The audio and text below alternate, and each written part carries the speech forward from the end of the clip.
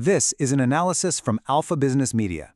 Today we're digging into a fascinating playbook for success in the global digital economy, and it's coming from a place you might not expect, the heart of the Himalayas.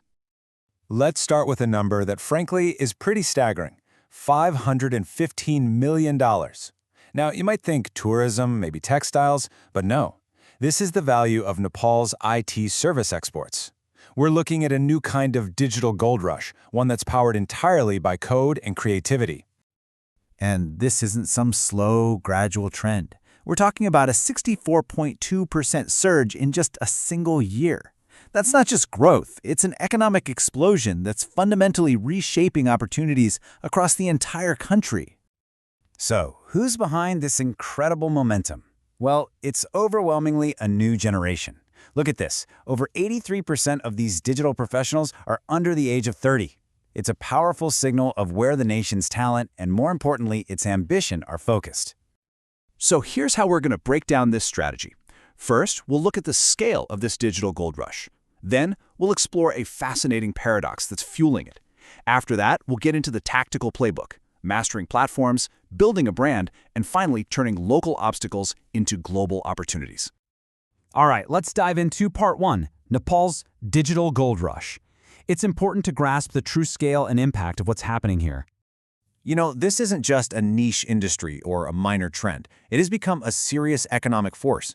The IT services sector now contributes 1.4% to the entire nation's GDP. And maybe even more critically, it accounts for over 5% of its foreign exchange reserves. That makes it an absolutely vital engine for the country's economic stability. This incredible growth brings us to a really interesting paradox at the heart of the story. Let's move to section 2, the resilience premium paradox, which is all about how this growth is happening in spite of a challenging environment. The crucial point to understand is that this boom isn't happening because of ideal conditions. It's happening despite them. This quote really nails it. The growth is occurring in spite of the local environment, not thanks to it.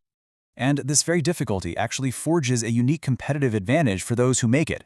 We call it the resilience premium.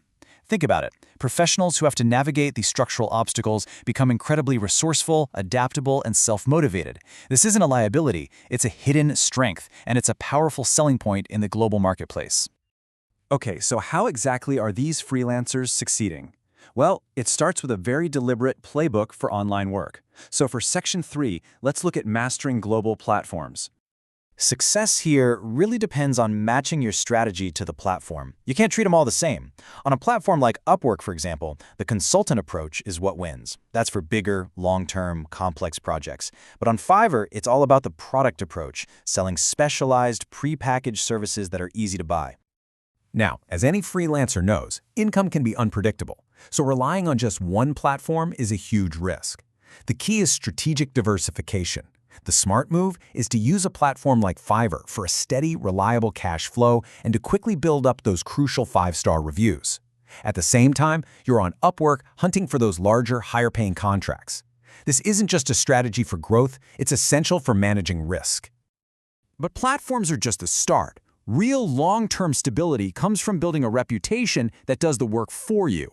And that brings us to section 4, building your personal brand and making that critical shift from chasing work to attracting clients. This requires a fundamental change in your entire mindset.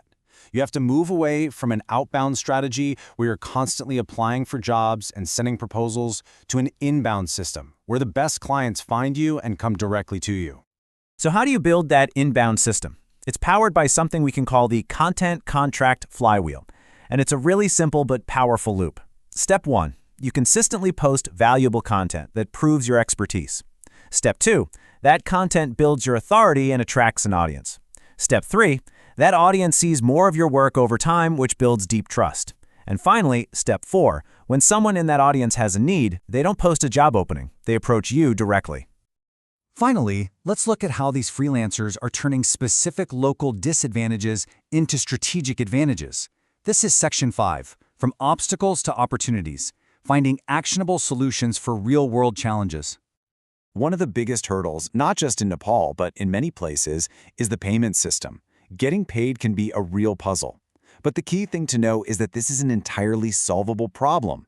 Reliable, Proven workarounds don't just exist, they're being used effectively every single day.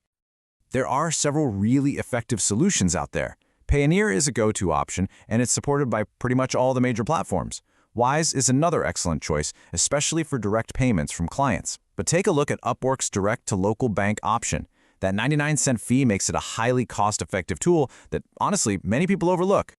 The other major challenge is bridging the gap between what's taught in formal education and what the global market actually demands. The solution?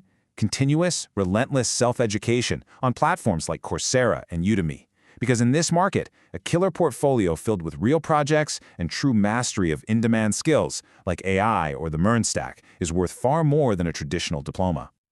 So, when you put this all together, it boils down to a pretty powerful formula for success.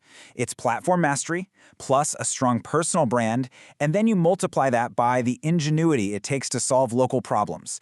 That is the equation that truly unlocks these massive global opportunities. The success of Nepal's digital freelancers isn't just a local story, it's really a blueprint. And it raises a much larger question for the future of the entire global digital economy.